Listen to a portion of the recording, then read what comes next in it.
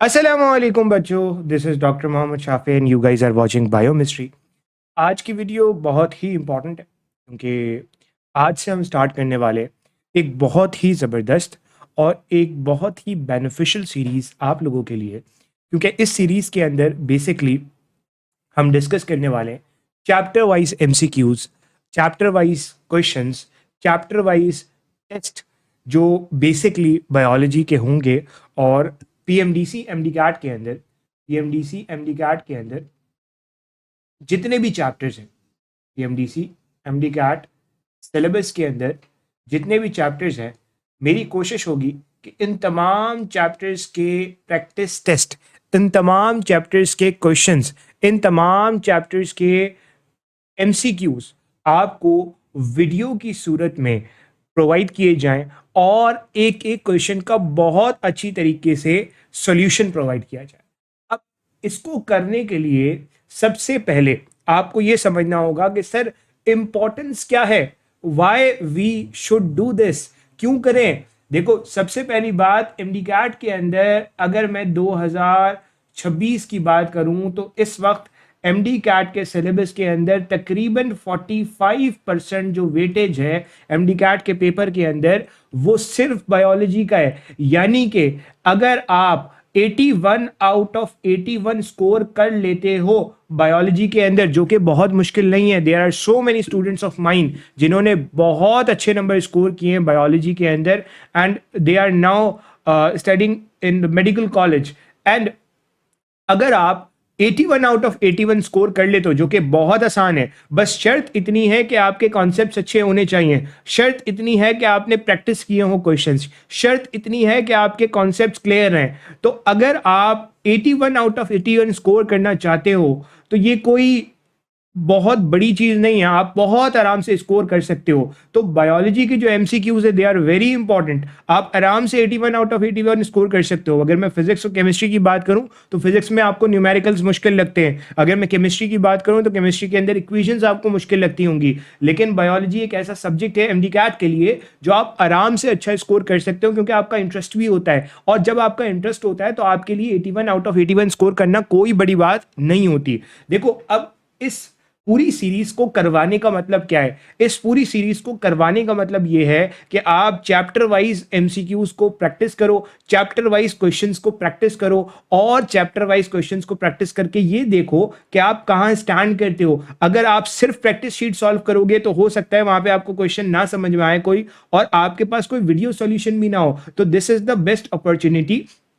आपने करना यह है कि जब आप ये वीडियो देख रहे हो तो आपने सिंपली जो है वो अपने साथ एक नोट्स की कॉपी खोल के रखनी है, और हर क्वेश्चन के एंड के ऊपर, फॉर एग्जांपल अभी आपको क्वेश्चन नंबर 1 नजर आएगा, तो आपने क्या करना है, स्क्रीन को पॉज करना है, वीडियो को पॉज करना है, और वीडियो को पॉज करके खुद उसका सॉल्यूशन करना है। अगर आप उसका सॉल्यूशन कर लेते हो एंड वीडियो को देखने के बाद आपको समझ में आता है कि सर ये तो मेरा बिल्कुल ठीक हुआ, इसका मतलब है वो कॉन्सेप्ट, वो टॉपिक आपने बहुत अच्छे से प्रिपेयर किया हुआ है। और अगर लेट सपोज आपने उस क्वेश्चन को गलत किया है तो कोई मसले वाली बात नहीं है, आपको बहुत डिटेल में चीजें समझ में आ रही होंगी, और उसी क्वेश्चन के अंदर उस पूरे क्वेश्चन का जो कॉन्सेप्ट है वो आपको बहुत अच्छी तरीके से समझ में आ रहा होगा। अब सवाल ये होता है कि सर मैं सिंध का हूं, पंजाब का हूं, बलूचिस्तान का हूं, केपी का हूं, गिलगित का हूं, क्या मेरे लिए ये सीरीज काफी होगी, क्या मैं इस सीरीज को देख सकता हूं? देखो बेटा, इस पूरी सीरीज के अंदर जितने भी क्वेश्चंस हैं वो तमाम बोर्ड्स को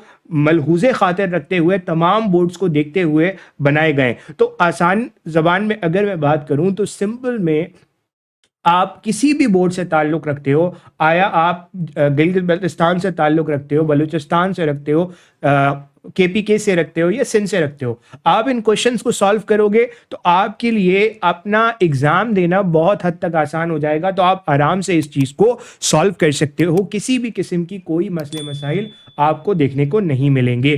तो ये बड़ी इंपॉर्टेंट चीज़ है। कोशिश करो कि इसको साथ साथ सॉल्व करो। अब होगा क्या, देखो एमडी कैट के अंदर एक वाहिद रास्ता जिससे आप स्कोर कर सकते हो वो एमसीक्यूज का आंसर करना ही है। और अगर आपको एमसीक्यू सॉल्व करने का तरीका नहीं आता, एमसीक्यूज को मार्क करने का तरीका नहीं आता, कॉन्सेप्ट लगाने का तरीका नहीं आता, तो अल्टीमेटली आप स्कोर इतना अच्छा नहीं कर पाओगे। और असल गेम तो बायोलॉजी का है। 81 अगर आपके नंबर आ गए तो पीछे जो नंबर बचते हैं उनको लेना काफी हद तक आसान हो जाता है, यानी कि आपका 40% तो सीधा सीधा यहां से सीधा हो जाता है। तो अल्टीमेटली आपके लिए बहुत हद तक आसानी हो जाती है।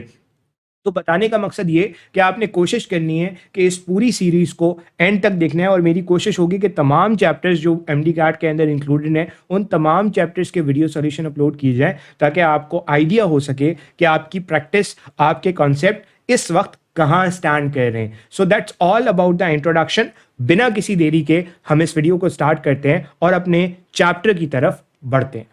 आज हम स्टार्ट करने वाले एक बहुत ही इंपॉर्टेंट चैप्टर, और ये चैप्टर है सेकेंड ईयर से रिलेटेड, और इस चैप्टर का नाम है सपोर्ट एंड मूवमेंट। तो बेसिकली सपोर्ट एंड मूवमेंट के अंदर हम दो बड़ी इंपॉर्टेंट चीज़ें पढ़ते हैं।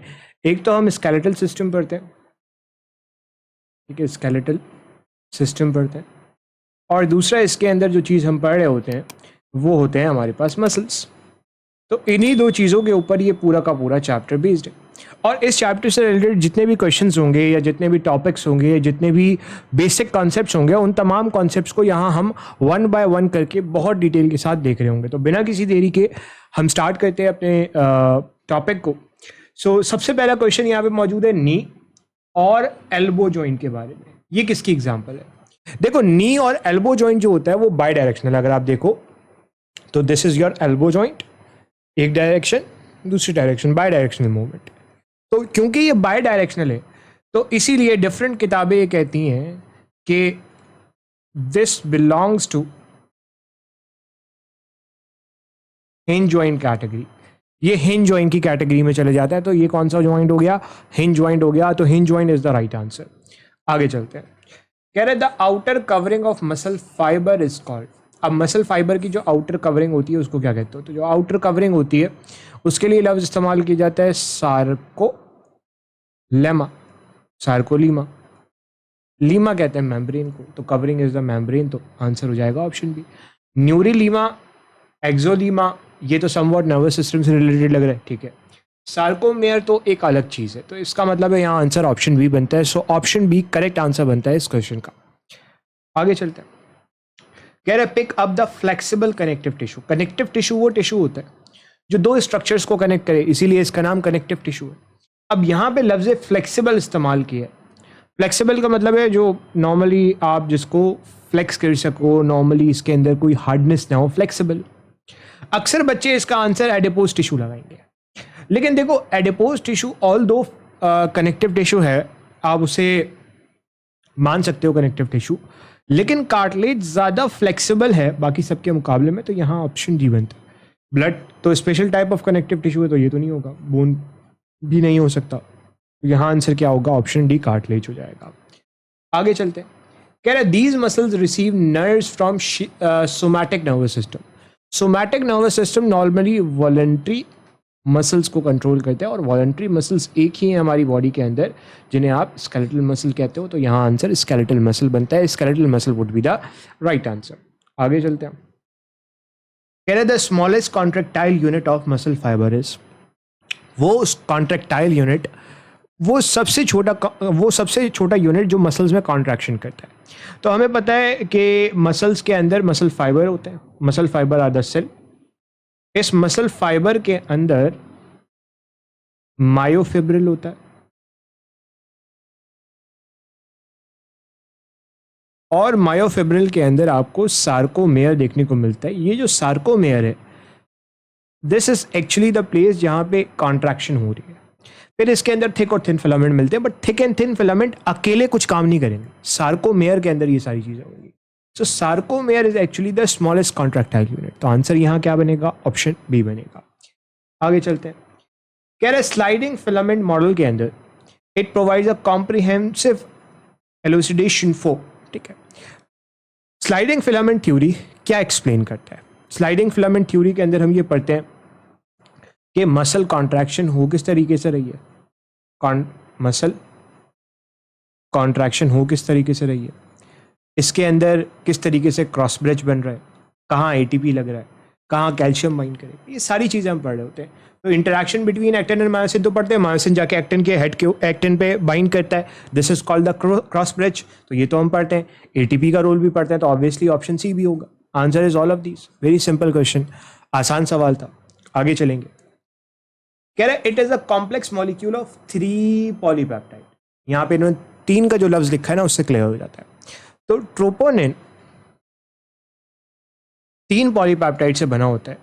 एक होता है ट्रॉप सी जिस पे कैल्शियम बाइंड करता है, एक होता है ट्रॉप टी जिसके ऊपर जो ट्रोपो मायोसिन के साथ बाइंड करता है, और एक होता है ट्रॉप आई जो एक्टिन के साथ बाइंड करता है। तो ये 3 ट्रोपोनिन होते हैं। It's a 3 polypeptide chain. तो यहाँ आंसर ऑप्शन डी बनेगा, ट्रोपोनिन। इस सवाल में आपसे कह रहा है बॉल एंड सॉकेट जॉइंट। अब बॉल एंड सॉकेट जॉइंट की एग्जांपल शोल्डर जॉइंट हो गई, हिप जॉइंट हो गई, ये बॉल एंड सॉकेट जॉइंट, ये मूवमेंट अलाउ करते हैं किसके अंदर। अब बॉल एंड सॉकेट जॉइंट एक ऐसा जॉइंट है जो तकरीबन 360 डिग्री मूव कर रहा होता है। तो मोर देन 2 प्लेन्स के अंदर ये डायरेक्शन, मोर देन 2 प्लेन्स के अंदर ये मूवमेंट कर सकता है। तो यहाँ पे जो आंसर बनेगा वो 3 प्लेन्स बनेगा, क्योंकि मोर देन 2 प्लेन्स के अंदर ये ऑलरेडी क्या कर सकता है, मूवमेंट कर सकता है। तो आंसर यहाँ ऑप्शन सी बनता है। आगे चलते हैं। कह रहा है which one of the following is considered are degenerative form of arthritis. Arthritis का मतलब है इन्फ्लामेशन ऑफ जॉइंट्स। टिस जहां पे भी आ जाए उसका आइटिस का मतलब होता है इन्फ्लामेशन। अर्थ कहते हैं जॉइंट को, तो arthritis is the inflammation of joint. अब ये इन्फ्लामेशन ऑफ जॉइंट अगर एजिंग के साथ हो रही है, वक्त के साथ साथ हो रही है, तो उसमें होता यह है कि जो कार्टिलेज होती है, जो जॉइंट के अंदर होती है, वो डिजनरेट कर जाती है, and that leads to osteoarthritis. That is the most common arthritis. तो यहाँ पे जो आंसर डीजनरेटिव के लिए बनेगा वो ऑप्शन ए बनेगा। इन्फेक्शियस आर्थराइटिस इन्फेक्शन की वजह से होगा। रिमोटॉइड नॉर्मली जो है वो बॉडी की ऑटो इम्यूनिटी की वजह से होता है, नो। गाउटी आर्थराइटिस की जब बात करते हैं तो गाउटी आर्थराइटिस भी डिजनरेटिव नहीं है। तो यहाँ आंसर ऑप्शन ए बनता है। ठीक है, आगे चलते हैं।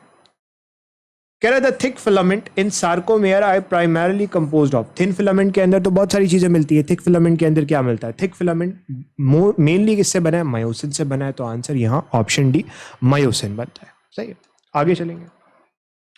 कह रहे where is fibrocartilage commonly found in the human body. Fibrocartilage आपको ह्यूमन बॉडी में कहाँ मिलेगी। देखो, जब मैं फाइब्रो कार्टिलेज की बात करता हूँ तो फाइब्रो कार्टिलेज आपको देखने को मिलती है नी के अंदर, नी मेनिस्कस के अंदर, यानी कि जो नी मेनिस्कस के अलावा आपको टेम्पोरो मैंडिबुलर डिस्क यहाँ देखने को मिलेगी। उसके अलावा आपको कहाँ देखने को मिलेगी, उसके अलावा आपको बिटवीन द वर्टिब्रीज। ठीक है, मान के चलो ये एक वर्टिब्री है, ये दूसरी वर्टिब्री, इसके दरमियान देखने को मिलेगी फाइब्रो कार्टिलेज। तो यहाँ पे देख लो, intervertebral disc would be the right answer. Larynx, trachea, nose, ribs के अंदर जो हाइलीन कार्टिलेज होती है, और external pair of ears, pinna of ears के अंदर आपको इलास्टिक कार्टिलेज देखने को मिलेगी। तो यहाँ जो आंसर बनेगा वो बनेगा ऑप्शन सी। आगे चलते हैं। अगले सवाल में कह रहा है pick up the diameter of myofibril. Myofibril का डायामीटर पूछ रहा है। तो मायोफिब्रिल का जो डायामीटर होता है वो होता है तकरीबन 1 to 2 माइक्रोमीटर। 1 to 2 नैनोमीटर नहीं होता, 1 to 2 माइक्रोमीटर होता है। जबकि ये जो 10 to 100 लिखा हुआ है ना, ये 10 to 100 डायामीटर है आपके पास मसल फाइबर से। ठीक है, मसल फाइबर का डायामीटर है। तो यहाँ आंसर ऑप्शन ए बनता है। Option A would be the right answer. आगे चलेंगे। कह रहे कंप्लीट इमोबिलाइजेशन ऑफ मसल। अगर आप इमोबाइल कर दो मसल को मूव ना करने दो, तो उसकी वजह से क्या होगा। देखो, जब भी आप मसल को इमोबाइल कर देते हो तो मसल काम नहीं कर रहा। जब वो काम नहीं कर रहा है तो उसकी सेल्स की तादाद कम होने लगेगी। इसे कहते हैं मसल वेस्टिंग। इसके लिए जो अप्रोप्रिएट टर्म है वो है मसल एट्रोफी। मसल अपनी रिग्रेशन की तरफ जा रहा है। ठीक है, हाइपरप्लेजिया क्यों नहीं होगा। हाइपरप्लेजिया का मतलब है मसल का साइज बड़ा हो रहा है, मसल में नंबर ऑफ सेल्स बढ़ रहे हैं, वो एक अलग चीज़ है। हाइपरट्रोफी भी एक अलग चीज़ है। टेटनी जो है वो बिल्कुल ही अलग कंडीशन है। तो यहाँ पे जो आंसर बनेगा वो मसल एट्रोफी बनेगा। आगे चलते हैं। Skeletal muscle are primarily responsible for. Skeletal muscle किससे जुड़ा हुआ है, स्केलेटन से जुड़ा हुआ है। तो क्या मूवमेंट करेगा, स्केलेटन को मूव करवाएगा, यानी कि बोन्स को मूव कराएगा और बॉडी मूवमेंट को फैसिलिटेट करेगा। फूड को डाइजेस्ट करना, न्यूट्रिएंट को एब्जॉर्ब करना, ये स्मूथ मसल का काम हो सकता है। स्केलेटल के बारे में पूछा था, स्मूथ का। Pumping blood through out the body, ये कार्डियक मसल का काम है। फिल्टरिंग वेस्ट प्रोडक्ट ऑब्वियसली नहीं होगा, तो आंसर यहाँ ऑप्शन डी बनता है। आगे चलते हैं। कह रहे थिक और थिन फिलामेंट मसल फाइबर के अंदर देखने को मिलते हैं। They are primarily responsible for thick और थिन फिलामेंट। थिक फिलामेंट में मायोसिन आ जाएगा, थिन फिलामेंट में एक्टिन वगैरह आ जाएगा। ये क्या करता है? ये बेसिकली मसल कॉन्ट्रैक्शन करवाता है, मसल कॉन्ट्रैक्शन करवाता है। तो इनका काम किसके अंदर है? मसल कॉन्ट्रैक्शन के अंदर है, तो आंसर यहाँ ऑप्शन सी बनता है। Option C is the right answer. आगे चलेंगे। कह रहे cartilage matrix is covered by dense layer of collagen fibre cord. Cartilage के ऊपर, कार्टिलेज की मैट्रिक्स के ऊपर आपको क्या देखने को मिलेगा? एक लेयर देखने को मिलेगी। अब कार्टिलेज के लिए लफ्ज इस्तेमाल किया जाता है कॉन्ड्रियम, और ऊपर मिल रहा है या अराउंड मिल रहा है तो आप इसे कह दो perichondrium. Perichondrium would be the right answer, ठीक है, पेरिकॉन्ड्रियम। आगे चलते हैं। The one which is common in both smooth and skeletal muscle. Smooth और स्केलेटल मसल में क्या चीज कॉमन है? अब लाइट और डार्क बैंड, ऑल्टरनेट लाइट और डार्क बैंड, जिसकी वजह से स्ट्राइएटेड अपीयरेंस आती है, ये स्केलेटल मसल में तो होता है, स्मूथ में नहीं होता। तो कॉमन फीचर ये तो नहीं है। मसल फाइबर का शेप, स्केलेटल मसल में मसल फाइबर इस तरीके से लंबे लंबे होते हैं और यहाँ पे कुछ इस तरीके से स्पेंडल शेप होते हैं, तो ये भी नहीं हो सकता। हार्मोनल कंट्रोल, अब हार्मोन कौन कंट्रोल करता है? नॉर्मली हार्मोनल कंट्रोल से स्मूथ मसल कंट्रोल हो सकते हैं, लेकिन हार्मोनल कंट्रोल से स्केलेटल मसल कंट्रोल नहीं हो सकता। नर्वस कोऑर्डिनेशन हालांकि दोनों के पास है, स्मूथ मसल के पास आपके पास ऑटोनॉमिक और स्केलेटल के पास आपके पास सोमैटिक। आंसर यहाँ ऑप्शन डी बनता है, ठीक है। आगे चलते हैं। अगले सवाल में कह रहे हैं मसल कॉन्ट्रैक्शन के दौरान कैल्शियम आयन बाइंड करता है किसके साथ? तो मैंने आपको बताया था ट्रोपोनिन होता है, और इस ट्रोपोनिन के अंदर एक ट्रोपोनिन सी होता है जहां पे बेसिकली कैल्शियम बाइंड करता है। तो ट्रोपोनिन सी में कैल्शियम बाइंड करेगा। अब ये ट्रोपोनिन किसका पार्ट है? थिन फिलामेंट का पार्ट है, ठीक है। तो मायोसिन हेड के ऊपर नो, मायोसिन हेड के ऊपर नो, ट्रोपोमायोसिन के ऊपर नो, तो आंसर यहाँ ऑप्शन बी बनता है, स्ट्रेट फॉरवर्ड। आगे चलते हैं। अगले सवाल में कह रहा है इनमें से कौन सी कार्टिलेज ऐसी है जो सबसे ज्यादा बॉडी में मिलती है? लेरिंग्स, ट्रेकिया, यहाँ वहां सब जगह आपको मेजरली क्या मिलेगी? हाइलीन कार्टिलेज मिलेगी, तो आंसर यहाँ ऑप्शन डी बनता है। आगे चलते हैं। अगले सवाल में कह रहा है sliding filament theory states that during muscle contraction the actin filament. अब होता क्या है, मान के चलो ये हमारे पास एक सार्कोमेयर है, और इस सार्कोमेयर का अगर मैं एक बेसिक स्ट्रक्चर बनाऊं, तो जहां पे सिर्फ थिन फिलामेंट मौजूद है, ठीक है, जहां पे सिर्फ थिन फिलामेंट मौजूद है, इसको कहते हैं आई बैंड, ठीक है, आई बैंड। जहां पे थिक और थिन दोनों फिलामेंट मौजूद है, इसको कहते हैं ए बैंड। जहां पे सिर्फ थिक फिलामेंट मौजूद है, इसको कहते हैं एच बैंड। और इस एच बैंड की जो मिडिल लाइन होती है उसको कहते हैं एम लाइन। बाकी ये जो दो नज़र आ रहे हैं they are called Z line, ठीक है, बेसिक कॉन्सेप्ट।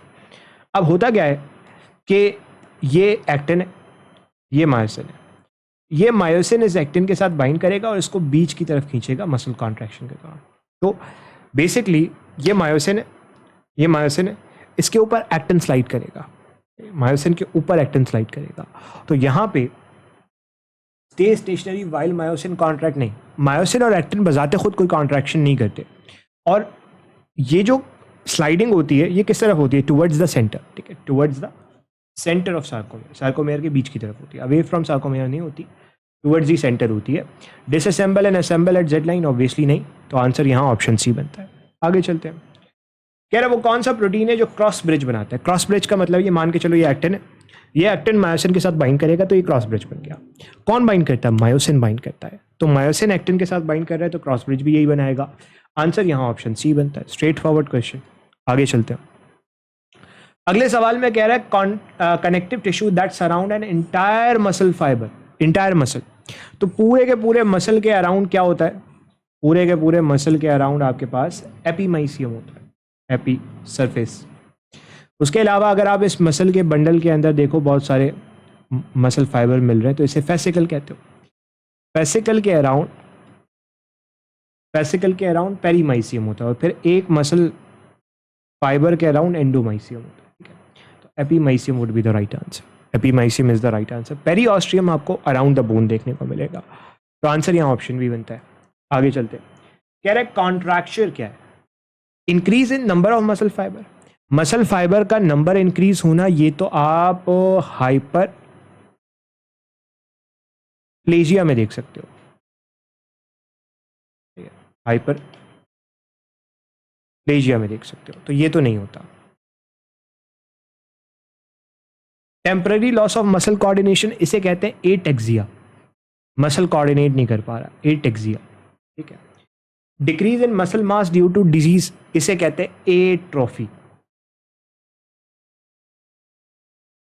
तो ये सब तो नहीं हो सकता, इसका मतलब है आंसर क्या बनेगा? ऑप्शन ए बनेगा। So option A would be the most appropriate answer. अगर आप इस हिसाब से लेके चलो तो answer would be option A. आगे चलते हैं, अगले सवाल में आपसे कह रहा है एच जोन का क्या होगा मसल कॉन्ट्रैक्शन के दौरान। तो मान के चलो ये आपके पास एक सार्कोमेयर है, जाहिर सी बात है जब मसल कॉन्ट्रैक्ट करेगा, जब स्लाइडिंग फिलामेंट थ्योरी के तहत स्लाइड करेगा एक्टिन मायोसिन के ऊपर, तो ये बीच में आ जाएगा और ये एच जोन जो है ये डिसअपेयर हो जाएगा। तो यहाँ पे क्या हो जाएगा? एच जोन डिसअपेयर हो जाता है। A band remain unchange, I band short हो जाता है, ठीक है। तो आंसर यहाँ क्या बनेगा? आंसर यहाँ बनेगा ऑप्शन, आंसर यहाँ क्या बनेगा? आंसर यहाँ बनेगा ऑप्शन डी। आगे चलते हैं, अगले सवाल में कह रहे हैं which of the following is not a function of skeletal muscle. Skeletal muscle का फंक्शन नहीं है। देखो स्केलेटल मसल स्केलेटन के साथ जुड़ा हुआ है, तो मूवमेंट तो करवाएगा, पोस्चर भी मेंटेन करेगा, पोस्चर एक नॉर्मल बॉडी पोस्चर होता है बिल्कुल मेंटेन करेगा, मूवमेंट भी करवाएगा, जनरेट बॉडी हीट, जाहिर सी बात है जब मसल्स मूव करते हैं तो हीट जनरेट होती है, बिल्कुल ठीक है। ब्लड को पंप करना ये मेनली काम है कार्डियक मसल का, तो यहां आंसर क्या हो जाएगा? कार्डियक मसल हो जाएगा। तो cardiac muscle would be the right answer, जो फंक्शन नहीं है। अगले सवाल की तरफ चलते हैं और इस सवाल में आपसे कह रहा है एम लाइन कहाँ लोकेटेड है। तो मैंने आपको बताया दिस इज मान के चलते हैं हमारे पास एच जोन। इस एच जोन के बीच में क्या है? एम लाइन है। एच जोन के बीच में क्या मिलेगी? Centre of H zone is M line. तो आंसर यहाँ ऑप्शन सी बनता है। स्ट्रेट फॉरवर्ड सवाल था, बहुत सिंपल एनाटॉमी बेस्ड सवाल था। आगे चलते हैं, कह रहा है द टाइप ऑफ मसल, वो कौन सा मसल है that is responsible for peristalsis. Peristalsis क्या होता है? आपने फूड को जैसे ही माउथ से नीचे किया, अब ये फूड खुद ब खुद नीचे की तरफ जाएगा, पूरे डाइजेस्टिव सिस्टम में जाएगा। दैट वेव ऑफ कॉन्ट्रैक्शन और रिलैक्सेशन इज कॉल्ड पेरिस्टालिसिस। तो पूरे के पूरे डाइजेस्टिव सिस्टम में आपको क्या मिलेगा? Smooth muscle. तो obviously smooth muscle is actually responsible for peristalsis. तो आंसर यहाँ ऑप्शन सी बनता है। आगे चलते हैं, कह रहे where are triad located along the length of muscle fibre. ये जो ट्राइड होता है ये क्या होता है? This is the depression of sarcolemma, जिसे आप टी ट्यूब्यूल कहते हो। इसके अक्रॉस ये आपको एक सिस्टर्न मिल गया सार्कोप्लाज्मिक रेटिकुलम का, और ये आपको दूसरा सार्कोप्लाज्मिक रेटिकुलम का सिस्टम मिल गया। अब ये एग्जैक्टली कहाँ होता है? This whole system is called triad. ये ट्राइड आपको कहाँ मिलता है? तो एनाटॉमी ये कहती है कि ये ट्राइड वहाँ मिलता है जहाँ ए लाइन और ए और आई मिल रहे होते हैं, ठीक है। तो ए और आई मिलने वाली जगह मान के चलो ये वो जगह है जहाँ पे ए बैंड और आई बैंड मिल रहा है, तो इसे आप क्या कहोगे? ए आई जंक्शन कहोगे, ए आई जंक्शन कहोगे। इसी तरीके से एक ए आई जंक्शन यहाँ पे भी होगा। मान के चलो this is your I band, ठीक है जी, this is A I junction, this is A I junction. तो ये वो जगह है जिसे आप ए आई जंक्शन कहते हो। तो एक सार्कोप्लाज्मिक रेटिकुलम में एक सार्कोमेयर के अंदर एक ट्राइड यहाँ मिलेगा बिल्कुल इसके ऊपर, एक ट्राइड यहाँ मिलेगा इसके बिल्कुल ऊपर। तो एक सार्कोमेयर के अंदर दो ट्राइड मिल सकते हैं, that is a very common thing. तो यहाँ आंसर ऑप्शन डी बनता है। आगे चलते हैं, अगले सवाल में कह रहे हैं energy currency use for muscle contraction is stored in the form of. जो एनर्जी आती है मसल कॉन्ट्रैक्शन के लिए वो एटीपी से आती है, एडिनोसाइन ट्राइफॉस्फेट से आती है। बट ये एटीपी कब बनता है? ग्लूकोज के टूटने से। नॉर्मल एरोबिक रेस्पिरेशन के अंदर ग्लूकोज के टूटने से ये काम होता है। लेकिन इंपॉर्टेंट बात यह है कि इस ग्लूकोज को स्टोर किया जाता है in the form of glycogen. तो ग्लाइकोजन की फॉर्म में स्टोर किया जाता है मसल कॉन्ट्रैक्शन के लिए एनर्जी को। तो यहां आंसर क्या हो जाएगा? ऑप्शन सी हो जाएगा। स्ट्रेट फॉरवर्ड सवाल, आगे चलते हैं। कह रहा है वो कौन सा फाइब्रस कनेक्टिव टिश्यू है that attaches bone with bone. ये हमारे पास मान के चलो ये एक बोन है, इसी तरीके से ये दूसरी बोन है। इन दोनों बोन्स के लिए यहां जो कनेक्टिव टिश्यू मिलेगा दैट इज कॉल्ड लिगामेंट। और अगर यहां मसल होता और मसल को बोन से अटैच किया जा रहा होता दैट इज कॉल्ड टेंडन। तो मसल को बोन से अटैच करना दैट इज टेंडन, और बोन को बोन से अटैच करने वाला connective tissue that is ligament. तो यहाँ आंसर बोन को बोन से कहा जा रहा है, तो यहाँ आंसर लिगामेंट होगा। स्ट्रेट फॉरवर्ड, आगे चलते हैं। कह रहा dash in a sarcomere that contain both thick and thin filament. तो हमने बताया थिक और थिन फिलामेंट दोनों आपको ए बैंड के अंदर देखने को मिलते हैं, तो A band would be the right answer. Straight forward, आगे चलते हैं। कह रहा sarcomere is the region where the myofibril between two successive. अब मान के चलो ये आपके पास एक जेड लाइन है, ये आपके पास दूसरी जेड लाइन है, इन दोनों के दरमियान ये जो कुछ मिल रहा है दैट इज सार्कोमेयर। दो जेड लाइन के दरमियान आपको क्या मिलेगा? सार्कोमेयर। तो आंसर यहाँ ऑप्शन बी बनता है। स्ट्रेट फॉरवर्ड सवाल, आगे चलते हैं। कह रहा pick up the primary function of skeletal muscle. Skeletal muscle का प्राइमरी फंक्शन क्या है? तो स्केलेटल मसल स्केलेटन के साथ जुड़ा हुआ, तो बोन की मूवमेंट कराएगा, जॉइंट की मूवमेंट करवाएगा। तो यहाँ पे जो आंसर होगा वो फैसिलिटेट मूवमेंट ऑफ बोन्स होगा। Answer is option D. आगे चलते हैं। कह रहा what type of neurotransmitter is release at the neuromuscular junction. Neuromuscular junction क्या होता है? ये आपके पास मोटर न्यूरॉन है, ये मोटर न्यूरॉन आया और आके इसने कनेक्शन बनाया ये स्मूथ मसल की साथ, ये मसल के साथ, नॉट अ स्मूथ मसल, आप प्रिसाइजली कह लो, मसल कह लो, ठीक है, मसल के साथ इसने कनेक्शन बनाया। अब जब ये मसल के साथ कनेक्शन बना रहे हैं तो इसे आप न्यूरो मस्कुलर जंक्शन एनएमजे कह रहे हो।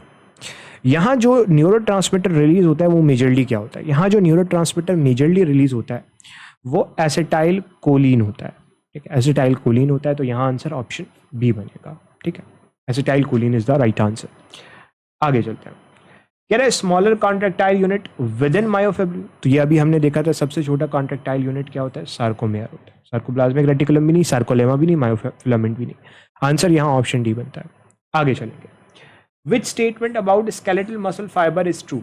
स्केलेटल मसल फाइबर के बारे में क्या स्टेटमेंट ठीक है? स्केलेटल मसल फाइबर स्ट्राइटेड होता है, डार्क बैंड, फिर लाइट बैंड, फिर डार्क बैंड, फिर लाइट बैंड, फिर डार्क बैंड, स्ट्राइशंस बनेगी। तो लैग स्ट्राइशन नहीं हो सकता। लैग सार्कोमेयर, सार्कोमेयर तो आपके पास स्केलेटल मसल में होता है, तो ये भी नहीं हो सकता। इनवॉलेंट्री होता है, स्केलेटल मसल वॉलेंट्री होता है, अगर आप आज हाथ उठाना चाहो तो उठा सकते हो, दैट इज वॉलेंट्री, ठीक है। तो इसका मतलब है यहाँ आंसर क्या होगा? दे आर मल्टी न्यूक्लिएटेड, ठीक है, they are multinucleated. Yes, they are multinucleated, क्योंकि यहाँ पे ट्रू की बात कर रहा है, चाहिए। तो आंसर इज ऑप्शन सी। आगे चलते। कह रहे on which has site for attachment of cross bridge on it, ठीक है, किसके ऊपर क्रॉस ब्रिज यानी कि मायोसिन की बाइंडिंग की साइट होती है? तो ऑब्वियसली मायोसिन जाके एक्टिन के ऊपर बाइंड करता है, तो साइट कहाँ होगी? एक्टिन के ऊपर होगी। Answer is option C. आगे चलते हैं। अगले सवाल में कह रहा है tetany occur due to low concentration of. Tetany क्यों होती है? देखो टेटनस तो एक बिल्कुल ही अलग चीज है जो कि एक बैक्टीरिया के स्पोर्स की वजह से हो रहा है, जबकि जो टेटनी है ना ये होती है whenever there is low concentration of calcium in the blood. तो जो आपके पास मसल्स होता है वो एक्साइट हो जाता है और मसल कॉन्ट्रैक्शन हो जाती है, that is a very basic phenomena. तो यहाँ जो आंसर बनेगा वो बनेगा कैल्शियम इन ब्लड। तो कैल्शियम जब कम होता है तो उसकी वजह से ये सारा मसला आता है। तो यहाँ आंसर क्या बन सकता है? यहाँ आंसर जो बनेगा वो बनेगा ऑप्शन सी। आगे चलते हैं। कह रहा है प्राइमरी फंक्शन ऑफ मायोग्लोबिन, जैसे हीमोग्लोबिन ऑक्सीजन के साथ बाइंड करता है बट वो लूजली बाइंड करता है, मायोग्लोबिन टाइटली बाइंड करता है एज कम्पेयर टू हीमोग्लोबिन। तो इसका काम ऑक्सीजन बाइंड करना है। स्टोर ग्लाइकोजन नहीं, ग्लाइकोजन स्टोर करना काम नहीं है, या कार्बन डाइऑक्साइड स्टोर करना, कैल्शियमाइन स्टोर करना। कैल्शियमाइन स्टोर करना आप ये कह सकते हो कि सार्कोप्लाज्मिक रेटिकुलम का काम हो सकता है। यहाँ आंसर ऑप्शन डी बनेगा। आगे चलेंगे। कह रहा है डिस्टल एंड ऑफ फीमर। अब ये फीमर का डिस्टल एंड क्या मुराद है? मान के चलो ये फीमर है, ये फीमर का जो नीचे वाला हिस्सा है ना, अगर मैं इसको बनाऊं, ये वाला कहलाता है डिस्टल एंड। डिस्टल कहते हैं दूर को, डिस्टल एंड। अब ये डिस्टल एंड जाहिर सी बात है, नीचे आपके पास एक बोन होगी जिसे टिबिया कहोगे, दूसरी बोन होगी जिसे फिब्यूला कहोगे, और यहाँ पे आपको एक छोटा सा डायमंड शेप स्ट्रक्चर मिलेगा जिसे पटेला कहोगे। तो ये कौन सा जॉइंट बन रहा है? ये नी जॉइंट बन रहा है। क्योंकि ये नी जॉइंट बन रहा है तो यहाँ पे जो आंसर बनेगा वो हिंज जॉइंट बनेगा। हिंज जॉइंट की एग्जाम्पल में आप नी जॉइंट को ले सकते हो। आंसर यहाँ क्या बनेगा? Option A. आगे चलते हैं। अगले सवाल में कह रहे हैं dense connective tissue that surround entire muscle. तो इंटायर मसल को कौन सराउंड करता है? Epimysium. Answer is option D, epimysium is the right answer. आगे चलते हैं। कह रहे all of the following have elastic cartilage except. Elastic cartilage सब जगह मिलेंगी सिवाय, इलास्टिक कार्टिलेज आपको एयर में देखने को मिलेगी, एपीग्लॉटिस में देखने को मिलेगी, लैरिंग्स के अंदर देखने को मिलेगी। लैरिंग्स में आपको हाइलीन भी समवॉट देखने को मिल सकती है, बट ये 3 जगह आपने याद रखनी है। सही है। अब आप देख लो, एक्सटर्नल एयर मिलेगी, कहाँ नहीं मिलेगी ये पूछा है। एपीग्लॉटिस मिलेगी, लैरिंग्स में भी मिलेगी। इंटरवर्टिब्रल डिस्क ये फाइब्रोकार्टिलेज होती है। तो यहाँ आंसर ऑप्शन डी बनता है। Option D is the right answer. आगे चलते हैं। कह रहा है the joint between Atlas and axis. अब ये एटलस और एक्सिस क्या है? एटलस कहते हैं फर्स्ट सर्वाइकल वर्टिब्री को, और एक्सिस कहते हैं 7 सर्वाइकल वर्टिब्री को। तो इनके दरमियान जो जॉइंट बनता है ना, उसे एटलेंटो, ठीक है, इसे कहते हैं एटलेंटो एक्सियल जॉइंट, जिससे आपकी ये नाव वाली मूवमेंट होती है। तो ये जो नाव वाली मूवमेंट है ये इसी से होती है, एंड ये एग्जांपल आती है आपके पिवट जॉइंट की। तो pivot joint is the right answer. ठीक है, आंसर यहाँ ऑप्शन डी बनता है। आगे चलते हैं। कह रहा है isotropic zone of sarcomere is called. Isotropic zone, isotropic के लिए आप आई इस्तेमाल करते हो, तो जो आइसोट्रोपिक जोन है वो आई बैंड के अंदर चला जाएगा। ए बैंड के लिए आप एन आइसोट्रोपिक इस्तेमाल कर सकते हो, तो I band would be the right answer. Option A is the right answer. आगे चलते हैं। अगले सवाल में कह रहा है dash is the cell of cartilage. Cartilage का सेल, तो कार्टिलेज के लिए लफ्ज इस्तेमाल किया जाता है कॉन्ड्रो, कॉन्ड्रो, और अगर मेच्योर सेल हो तो साइट, कॉन्ड्रोसाइट। ऑस्टियो लफ्ज बोन के लिए, ऑस्टियो लफ्ज बोन के लिए, ऑस्टियो लफ्ज बोन के लिए, तो chondrocyte would be the right answer. Option B is the right answer. आगे चलते हैं। कह रहे ऑस्टियोक्लास्ट आर रिस्पॉन्सिबल फॉर। अब ऑस्टियोब्लास्ट बोन बनाते हैं, ब्लास्ट कहते हैं रैपिडली डिवाइडिंग सेल को, तो बोन बनाने वाला सेल ऑस्टियोब्लास्ट है। मेच्योर बोन सेल ऑस्टियोसाइट है, जबकि ऑस्टियोक्लास्ट जो है, ऑस्टियोक्लास्ट जो है वो बोन को रिजॉर्ब करता है, बोन से कैल्शियम को निकालता है। तो bone resorption is the function of osteoclast. ठीक है, वेरी सिंपल। आगे चलते हैं। कह रहे all of the following are the की word for smooth muscle except. तमाम स्मूथ मसल के की वर्ड हैं सिवाय। देखो स्मूथ मसल नॉन स्ट्राइटेड होता है, हमें पता है, क्योंकि इसमें लाइट और डार्क बैंड ऑल्टरनेटिवली नहीं मिलता। स्मूथ मसल आपके कंट्रोल में नहीं है, इनवॉलंटरी है, बिल्कुल हमें पता है। Smooth muscle earliest form of muscle है, ठीक है। पंप ब्लड, ये कार्डियक मसल का काम है, कार्डियक मसल का डायरेक्टली काम है, तो यहां आंसर ऑप्शन सी बनता है। Option C is the right answer. आगे चलेंगे। It is considered as muscle cell. तो मसल के अंदर क्या होता है? मसल के अंदर मायोफिब्रिल होता है, मायोफिब्रिल के अंदर, मसल के अंदर मसल फाइबर देखने को मिलता है मेनली। ठीक है, मसल फाइबर, ये मसल फाइबर जो है ना वो असल में सेल होता है किसका? मसल का। तो यहां पर आंसर ऑप्शन बी बनता है। ठीक है, आगे चलते हैं। कह रहा है pick up the primary role of tendon. Tendon क्या करता है? मसल को बोन से जोड़ता है। तो मसल को बोन से जोड़ना, मसल को बोन से जोड़ना, yes this is the primary role. Bone to bone ligament, तो आंसर यहां ऑप्शन ए बनता है। आगे चलते हैं। अगले सवाल में कह रहा है द डायमीटर ऑफ मसल फाइबर। तो डायमीटर ऑफ मसल फाइबर हमने देखा था 10 to 100 micrometre. Very simple question, अभी हमने थोड़ी देर पहले देखा। आगे चलेंगे। Which one of the following is bone forming cell. तो अभी हमने देखा ब्लास्ट सेल वो सेल्स होते हैं जो रैपिडली डिवाइड करते हैं। अब क्योंकि रैपिडली डिवाइड कर रहे हैं तो ये बोन बनाएंगे, इसीलिए आप इन्हें बोन फॉर्मिंग सेल्स कहते हो। तो bone forming cell are osteoblast. Osteo का वर्ड बोन के लिए, तो यहां आंसर बनेगा ऑप्शन बी ऑस्टियोब्लास्ट। आगे चलते हैं। कह रहा है which combination of joint have at least 2 pair of muscle present perpendicular to each other. कौन सा ज्वाइंट ऐसा है जिसके अंदर आपको 2 डिफरेंट पेयर्स ऑफ मसल देखने को मिलेंगे, ताकि जो कि परपेंडिकुलरली मौजूद होंगे, ताकि ज्यादा मूवमेंट आए। तो यहाँ पे ज़्यादा देखो, दो पेयर ऑफ मसल जो मिल रहे हैं आपको, जहाँ ज़्यादा मूवमेंट आने के लिए बात हो रही है, तो यहाँ पे जो आपका आंसर बनेगा वो बॉल एंड सॉकेट जॉइंट बनेगा। अब बॉल एंड सॉकेट जॉइंट के अंदर आपको दो पेयर ऑफ मसल्स देखने को मिलते हैं और जो एक दूसरे के परपेंडिकुलरली मौजूद होते हैं, ठीक है। तो बॉल एंड सॉकेट जॉइंट की एग्जांपल एक तो शोल्डर जॉइंट है और दूसरा आपका हिप जॉइंट। तो शोल्डर जॉइंट और hip joint is the example. तो हिप और एल्बो नहीं होगा, हिप और नी नहीं होगा, शोल्डर एंड नी नहीं होगा, हिप एंड शोल्डर होगा। तो आंसर यहाँ ऑप्शन डी बनता है। Answer is option D. आगे चलते हैं। अगले सवाल में कह रहे हैं bone and cartilage consist of living cells embedded in a matrix of protein called। अब बोन हो या कार्टिलेज हो, मान के चलो ये कार्टिलेज है, तो कार्टिलेज के अंदर ये आपको कॉन्ड्रोसाइट मिल रहा है। इसके बाहर जितना भी ये मौजूद है इसे कहते हैं एक्स्ट्रा सेल्यूलर मैट्रिक्स। अब कार्टिलेज के केस में एक्स्ट्रा सेल्यूलर मैट्रिक्स में एक प्रोटीन होता है जिसको आप कहते हो कोलाजन टाइप 2। कोलाजन टाइप 2, और ये कोलाजन टाइप 2 आपको कार्टिलेज में मिलेगा। इसी तरीके से बोन में भी मिल सकता है, बट बोन में कोलाजन टाइप 2 नहीं होता। तो यहां आंसर कोलाजन होगा। आगे चलते हैं। कह रहे skeletal muscle fibre are. Skeletal muscle fibre कैसे होते हैं? स्केलेटल मसल फाइबर इस तरीके से लंबे लंबे होते हैं। तो आप इन्हें ओवल शेप नहीं कह सकते, आप इसे स्पिंडल शेप नहीं कह सकते। स्पिंडल शेप कुछ ये वाला है, ठीक है।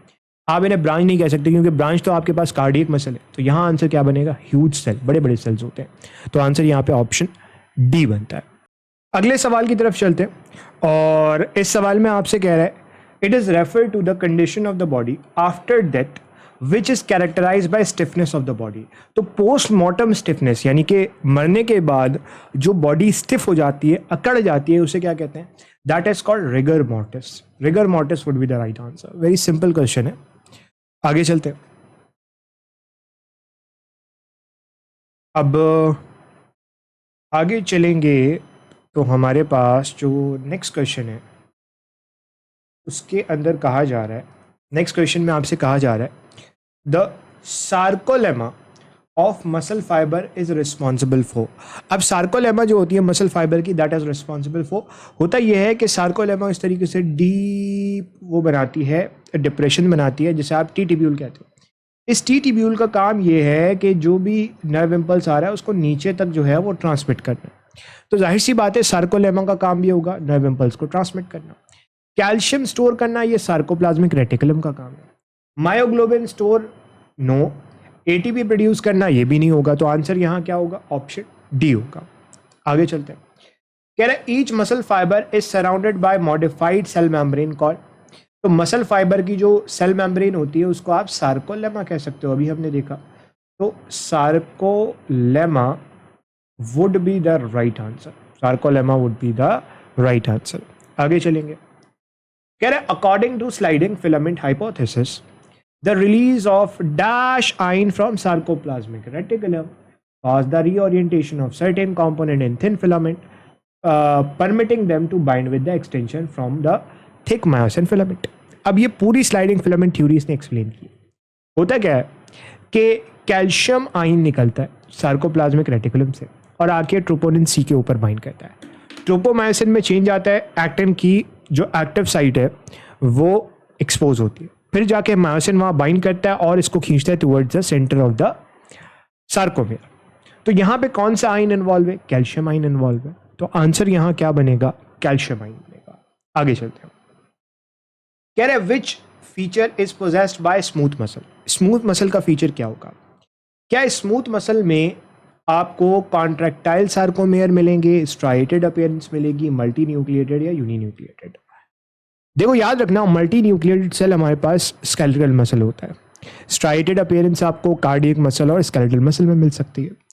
अब यहाँ पे जो बेस्ट आंसर बनेगा वो यूनी न्यूक्लिएटेड सेल बनेगा, क्योंकि जो स्मूथ मसल होता है उसके अंदर सिर्फ एक न्यूक्लियस होता है। So that's why the answer, most appropriate answer would be option C. आगे चलेंगे।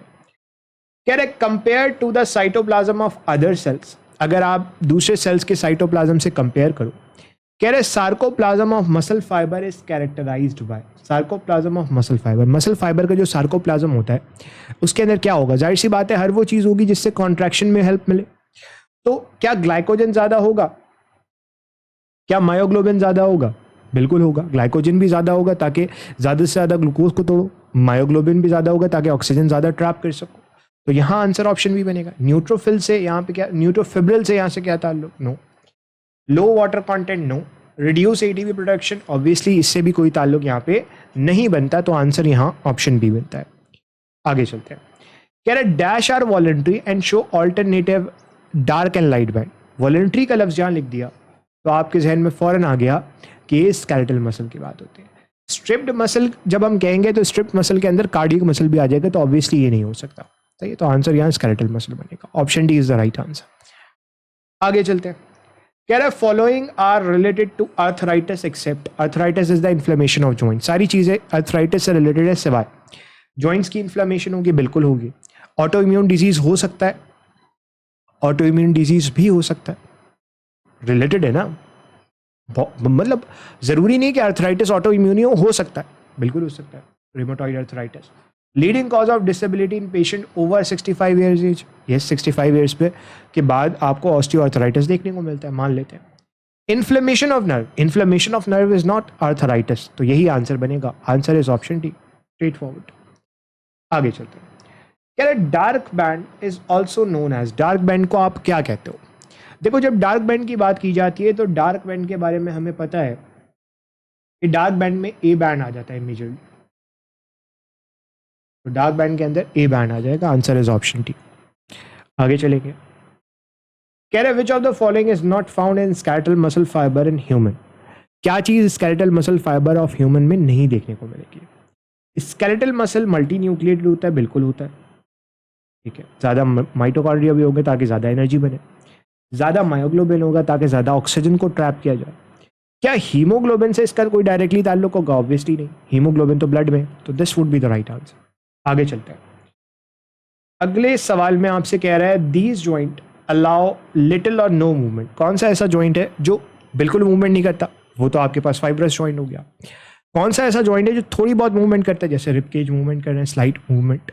ये आपके पास कार्टिलेजिनस जॉइंट हो गया। और फिर फुल्ली मूवाइल जॉइंट आ जाए साइनोवियल जॉइंट। तो लिटिल और नो कह रहा है, तो लिटिल से कार्टिलेजिनस जॉइंट आंसर बन जाएगा। Answer is option D. आगे चलते हैं। कह रहा है key word for this muscle type are striated and involuntary. Involuntary है और स्ट्राइटेड है। अच्छा, इनवॉलेंट्री से आपके पास दो जहन में आएंगे, smooth muscle, cardiac muscle. Striated कह दिया तो ऑब्वियसली कार्डियक मसल हो गया, तो आंसर यहाँ ऑप्शन डी, क्योंकि जो स्मूथ मसल होता है वो अनस्ट्राइटेड होता है, तो आंसर यहाँ ऑप्शन बी बनता है। आगे चलते हैं। कह रहे collagen fibre of bone are harden by the deposit of. Collagen fibre of bone के अंदर क्या डालते हो तो बोन हार्ड हो जाती है? आप डालते हो कैल्शियम फॉस्फेट, तो आंसर यहाँ कैल्शियम फॉस्फेट होता है, ठीक है, जिसे आप मिनरलाइजेशन ऑफ बोन कह रहे हो। आगे चलते हैं। कह रहे they not only hold our skeleton together but also give it mobility. कौन सी ऐसी चीज़ है जो ना सिर्फ स्केलेटन को एक साथ रखती है बल्कि स्केलेटन को मोबाइल भी बनाती है, उसको मूव करने में भी हेल्प करती है? तो दे आर जॉइंट्स। जॉइंट्स का मेजर काम यही है, जॉइंट्स का मेजर काम यही है, तो आंसर यहाँ जॉइंट्स बनेगा, option C, joints is the right answer. आगे चलते हैं। कह रहे many multi nucleated animals have evolve specialised cell for movement. Movement की बात आ गई और मसल, कौन से ऐसे सेल्स हैं जो मूवमेंट के अंदर रोल प्ले करेंगे? तो आपके जहन में फौरन आंसर क्या आएगा? मसल्स आएगा, क्योंकि muscles are actually responsible for movement, तो यहाँ आंसर ऑप्शन भी बनेगा। आगे चलते हैं। कह रहे स्मूथ मसल आपको कहाँ मिलेंगे? तो स्मूथ मसल आपको लिवर में मिलेंगे, किडनी में मिलेंगे, बोन में मिलेंगे, जॉइंट में मिलेंगे, या स्टमक में मिलेंगे, ब्लैडर में मिलेंगे। देखो, लिवर और किडनी सोच सकते हो आप, ठीक है, बट स्टमक में बिल्कुल आपको स्मूथ मसल मिलता है, ब्लैडर बिल्कुल स्मूथ मसल मिलता है, डिफ्यूजर मसल जो होता है। ब्रेन मेजरली स्मूथ मसल से नहीं बना, स्पाइनल कॉर्ड भी नहीं, ठीक है, तो बोन एंड जॉइंट भी नहीं होगा, इसी तरीके से ए भी नहीं हो सकता। यहाँ आंसर अप्रोप्रिएट ऑप्शन डी बनता है। आगे चलते हैं। कह रहे T tubule and sarcoplasmic reticulum form. तो मैंने आपको बताया ये टी टिब्यूल है, इसके अराउंड ये सार्कोप्लाज्मिक रेटिकुलम मिलेगा दोनों तरफ, तो इससे आप क्या कह दोगे? इससे आप ट्राइएट कहोगे, तो this is triad. Answer is option C, option C is the right answer. आगे चलते हैं। स्केलेटल मसल को आप क्या कहोगे? स्केलेटल मसल का दूसरा नाम होता है स्ट्राइटेड मसल, लेकिन स्ट्राइटेड मसल कार्डियक भी होते हैं और स्केलेटल भी होते हैं। अब यहाँ पे आपने फैसला करना है, तो अनस्ट्राइडेड तो नहीं होगा, यूनिन्यूक्लियर भी नहीं होता। अब यहाँ पे स्ट्राइप्ड मसल या वॉलंटरी मसल होगा। देखो स्ट्राइप्ड मसल में कार्डियक मसल भी आ जाएगा और स्केलेटल मसल भी आ जाएगा, लेकिन जब मैं वॉलंटरी का लफ्ज कहूंगा तो सिर्फ स्केलेटल मसल आएगा। तो यहाँ आंसर ऑप्शन डी बनेगा। अगर लॉजिकल भी सोचोगे तो आंसर मिल जाएगा। आगे चलते हैं। कह रहे each A band has a lighter strip in its middle section called. Her A band में जो मिडिल सेक्शन ए बैंड मिलता है आपको, उस ए बैंड के अंदर एक मिडिल सेक्शन में लाइटर स्ट्रिप मिलती है जिसे आप क्या कहते हो, ठीक है। तो अगेन ये वही सार्कोप्लाज्म से रिलेटेड सवाल है। तो यहाँ पे जो मान के चलो ये आपके पास ए लाइन है और इसके बीच में ये जो लाइटर एरिया मिल रहा है इसे एच बैंड कहते हैं। एच बैंड कह लो, एच जोन कह लो, जो भी कह लो, एच जोन होगा। तो H zone would be the right answer. आगे चलते हैं। कह रहे sarcoplasmic reticulum resemble more closely with. Sarcoplasmic reticulum क्या है? Modified smooth endoplasmic reticulum. तो स्मूथ एंडोप्लाज्मिक रेटिकुलम की तरह दिखेगा। आंसर ऑप्शन ही बनेगा। आगे चलते हैं। कह रहे this is the major constituent of muscle. Muscle के अंदर मेजरली क्या मिलेगा? प्रोटीन होते हैं। तो आंसर यहाँ ऑप्शन बी होगा। स्ट्रेट फॉरवर्ड सवाल। आगे चलते हैं। It form external pinna of air and epiglottis. Epiglottis external pinna of air. लैरिंग्स पे आपको क्या मिलेगी? इलास्टिक कार्टिलेज मिल सकती है। तो यहाँ आंसर ऑप्शन सी, ये इलास्टिक कार्टिलेज है, ठीक है। This is external pinna. आगे चलते हैं। कह रहे during muscle contraction, muscle contraction के दौरान क्या होगा? देखो मसल कॉन्ट्रैक्शन में ए बैंड तो सेम रहता है, ए बैंड सेम रहेगा। आई बैंड की लेंथ कम होती है, आई बैंड शॉर्ट होता है। एच बैंड डिसअपेयर हो जाता है। ढूंढ लो, I band length no, A band disappear no, H zone remain unchange no. तो यहाँ आंसर आई बैंड शॉर्टन होगा। Answer is option D. Option D is the right answer. आगे चलेंगे। अगले सवाल में आपसे कह रहा है आई बैंड में मिड लाइन होती है जिसे आप क्या कहते हो। तो अगर आप यहां देखो, दिस इज आई बैंड और यहां से एक दूसरा आई बैंड भी शुरू होगा। तो ये जो मिड लाइन है इसे क्या कहते हैं? जेड लाइन का हो गया। तो this is Z line. Answer is option B. आगे चलते हैं। कह रहे this joint that allow the movement in two direction. तो अभी हमने देखा बार बार हिंज जॉइंट की क्लासिकल एग्जाम्पल है ये। तो आंसर यहाँ ऑप्शन ए बनता है, हिंज जॉइंट। आगे चलेंगे। अगले सवाल में कह रहा है वो कौन सा जॉइंट है that is responsible for fixing teeth into the jaw. मान के चलो ये सॉकेट है और यहाँ पे दांत लगा हुआ है, बड़ा अजीब सा दांत है बट स्टिल, इसे कहते हैं गोम्फोसिस। और ये क्लासिकल एग्जाम्पल है फाइब्रस जॉइंट की। फाइब्रस जॉइंट की एग्जाम्पल है, इसी में सूचर भी आ जाएगा। तो आंसर यहाँ ऑप्शन बी बनता है। मेच्योर बोन सेल, बोन के लिए लफ्ज इस्तेमाल होता है ऑस्टियो। मेच्योर को आप साइट से कहोगे तो that would be osteocyte, that would be osteocyte, ठीक है। आगे चलते हैं। कार्टिलेज किसकी फॉर्म है? तो हमने पढ़ा कार्टिलेज कनेक्टिव टिश्यू की फॉर्म है। तो आंसर यहाँ ऑप्शन ए बनता है। स्ट्रेट फॉरवर्ड सवाल। आगे चलेंगे कि the hollow elongated tube formed when sarcolemma penetrate deep into the cell. अभी हमने पढ़ा टीटीबीओ। Answer is option C. आगे चलते हैं। कह रहा dash interact with dash to bring about contraction of muscle. Myosin actin के ऊपर बाइंड करता है और कॉन्ट्रैक्शन होती है। तो मायोसिन और actin would be the right answer. Myosin and actin would be the right answer. आगे चलेंगे। Dash is found at the movable joint. Movable joint पे आपको क्या मिलेगा? तो मूवेबल जॉइंट के ऊपर आपको हाइलीन कार्टिलेज मेजरली देखने को मिलती है। ये आपको जॉइंट्स में देखने को मिलेगी हाइलीन कार्टिलेज। तो यहाँ पे जो अप्रोप्रिएट आंसर बनेगा वो ऑप्शन भी बनेगा। यहाँ पे आके हमने जितने क्वेश्चंस थे related to support and movement, तमाम क्वेश्चंस के कॉन्सेप्ट्स को बहुत अच्छी तरीके से कवर किया। Still if you have any problem you can ask in the comment section. आप व्हाट्सएप चैनल भी ज्वाइन कर सकते हो जहाँ पे अक्सर आपको क्वेश्चंस मिल रहे होते हैं। आज के लिए बहरहाल हम इतना ही रखते हैं। इंशाल्लाह आपसे मुलाकात होगी एक नई वीडियो में एक नए चैप्टर के साथ। तब तक के लिए अल्लाह हाफ़िज़।